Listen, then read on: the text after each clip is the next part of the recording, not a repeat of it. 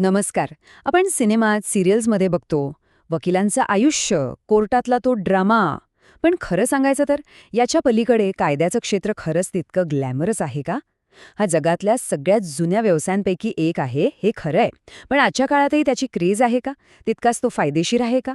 चला तर मग या प्रतिष्ठित क्षेत्राची प्रत्येक बाजू आज उलगडून पाहूया. तर आज आपण काय काय बघणार आहोत? एक नजर टाकूया. आपण बोलणार आहोत या क्षेत्रातल्या आकर्षणाबद्दल आणि काही गैरसमजांबद्दल.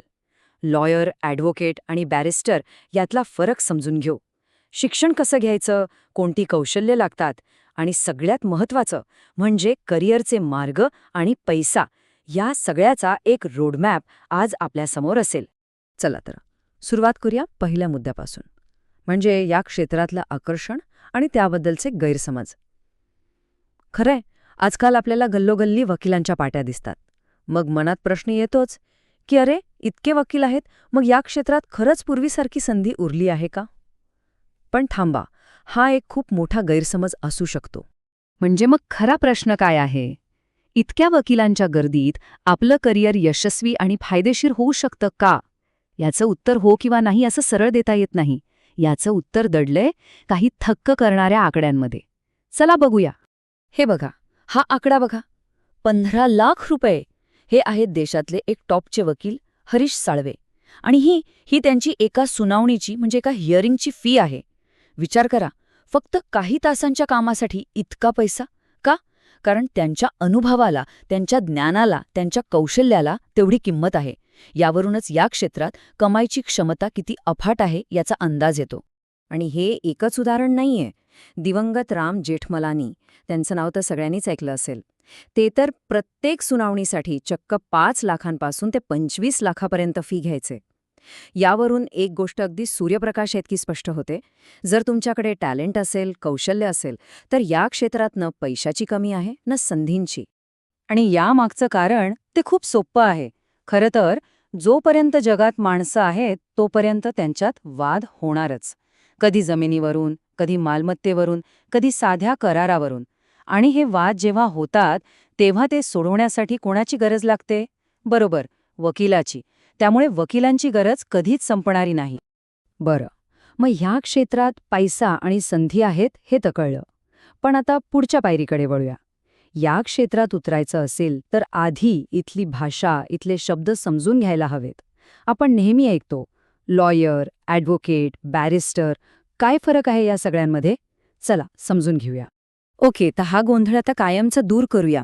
सगळ्यात पहिला शब्द लॉयर. लॉयर म्हणजे काय? तर ज्याच्याकडे कायद्याची डिग्री आहे तो लॉयर. पण थांबा, तो कोर्टात केस नाही लढवू शकत. केस लढवण्यासाठी त्याला बनावं लागतं ॲडव्होकेट. म्हणजे लॉयर जेव्हा बार काउन्सिलची परीक्षा पास करतो तेव्हा त्याला लायसन्स मिळतं आणि तो अधिकृतपणे कोर्टात युक्तिवाद करू शकतो. मग बॅरिस्टर कोण? हा शब्द खास करून अशा वकिलांसाठी वापरला जातो जे कोर्टात युक्तिवाद करण्यात एकदम माहीर असतात. आणि चौथा शब्द आहे सॉलिसिटर. हा कोर्टात जात नाही, पण सगळी कायदेशीर कागदपत्र आणि महत्त्वाचा सल्ला देण्याचं काम हा करतो. सोपे ना? ठीक आहे, तर आता आपल्याला फरक कळलाय. मग आता प्रश्न येतो की वकील बनायचं कसं? या व्यवसायाचा पाया कसा घातला जातो? म्हणजे याचं शिक्षण कसं घ्यायचं? चला, तो मार्ग पाहूया. वकील बनण्याचा मार्ग तसा सरळ आहे, पण त्यात 2 मुख्य वाटा आहेत. एक आहे 12वी नंतरचा. यासाठी CL8, LS8 सारख्या प्रवेश परीक्षा द्याव्या लागतात आणि 5 वर्षांचा इंटिग्रेटेड कोर्स पूर्ण करावा लागतो. याचा फायदा म्हणजे वेळ वाचतो. आणि दुसरी वाट आहे ग्रॅज्युएशन नंतरची. समजा कोणी BA, BCom किंवा BSc केलं असेल तर ते सुद्धा 3 वर्षांचा LLB कोर्स करून वकील बनू शकतात. दोन्ही मार्गांनी पदवी तीच मिळते, फक्त प्रवास थोडा वेगळा आहे. आणि हे जे सगळं कायदेशीर शिक्षण आहे ना, यावर भारतात नियंत्रण ठेवणारी एकच संस्था आहे, बार काउन्सिल ऑफ इंडिया. एक इंटरेस्टिंग गोष्ट म्हणजे या शिक्षणाचा दर्जा एकदम टॉप क्लास व्हावा यासाठी 1985 मध्ये भारतात पहिल्या नॅशनल लॉ युनिव्हर्सिटीची स्थापना झाली आणि तिथूनच या क्षेत्राला एक नवी जबरदस्त दिशा मिळाली. चला, शिक्षण झालं, डिग्री मिळाली, आता सगळं सोपं आहे? अजिबात नाही. खरं तर खरी कसोटी तर आता सुरू होते. कारण या क्षेत्रात यशस्वी होण्यासाठी फक्त डिग्री पुरेशी नाही, यासाठी लागते प्रचंड प्रचंड मेहनत आणि काही खास स्किल्स. मेहनतीबद्दल बोलायचं तर एक जबरदस्त उदाहरण आहे का. एका वकिलाने त्याच्या प्रॅक्टिसच्या पहिल्याच वर्षी म्हणजे 1976 साली तब्बल 1 लाख रुपये कमवले होते. आता वाटेल 1 लाख म्हणजे काय एवढं, पण आजच्या हिशोबाने ही रक्कम होते जवळपास 3 कोटी रुपये पहिल्याच वर्षी. पण हे यश असं सहज नाही मिळालं. त्यासाठी ते रोज 14 ते 15 तास काम करायचे. यावरून एकच गोष्ट सिद्ध होते, या क्षेत्रात मेहनतीला पर्याय नाही. पण त्याचं फळ ते अफाट आहे. पण ही मेहनत नुसती असून चालत नाही, ती योग्य दिशेने व्हायला हवी.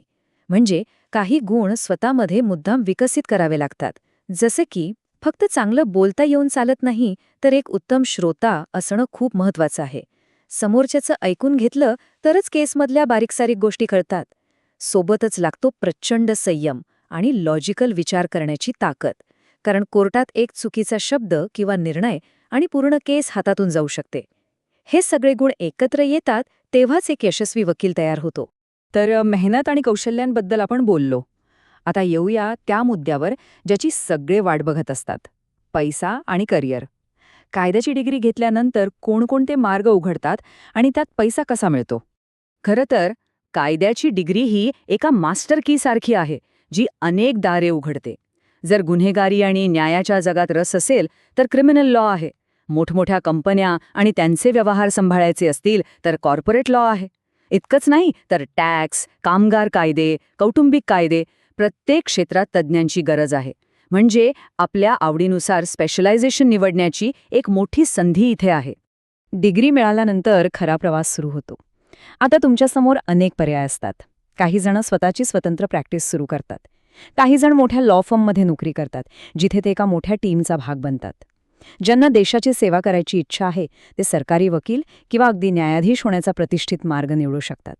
आणि ज्यांना बिझनेसचं जग खुणावतं ते मोठ्या कंपन्यांमध्ये इन-हाऊस लीगल ॲडवायझर म्हणून काम करू शकतात. आता बोलूया पगाराबद्दल. इथे तुम्हाला फरक स्पष्ट दिसेल. सरकारी वकील म्हणून काम केल्यास वर्षाला साधारणपणे 3.5 लाखांपासून ते 45 लाखांपर्यंत पगार मिळू शकतो. पण दुसरीकडे जर तुम्ही एखाद्या मोठ्या प्रायव्हेट लॉ फर्ममध्ये असाल आणि तुम्हाला 7-8 वर्षांचा अनुभव असेल तर तुमचा वार्षिक पगार 22 लाखांपासून ते 60 लाखांपर्यंतही जाऊ शकतो. फरक मोठा आहे. आणि एक आश्चर्याची गोष्ट सांगतो. मुंबई, दिल्लीसारख्या शहरांमध्ये अमरचंद मंगलदास सारख्या ज्या टॉपच्या लॉ फर्म्स आहेत ना, त्या कॉलेजमधून नुकत्याच पास झालेल्या फ्रेशर्सना सुद्धा वर्षाला 10 ते 15 लाखांचा पगार देतात. आणि हा फक्त स्टार्टिंग पगार आहे. यावरूनच लक्षात येतं की या क्षेत्रात आर्थिक संधी किती प्रचंड आहेत.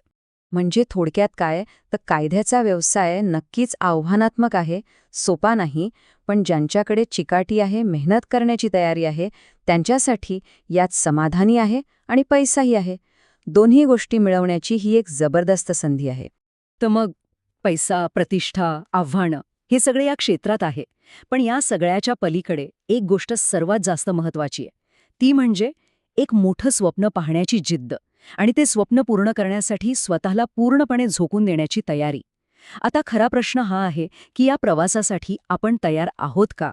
याचं उत्तर प्रत्येकाला स्वतःच्या मनातच शोधावं लागेल.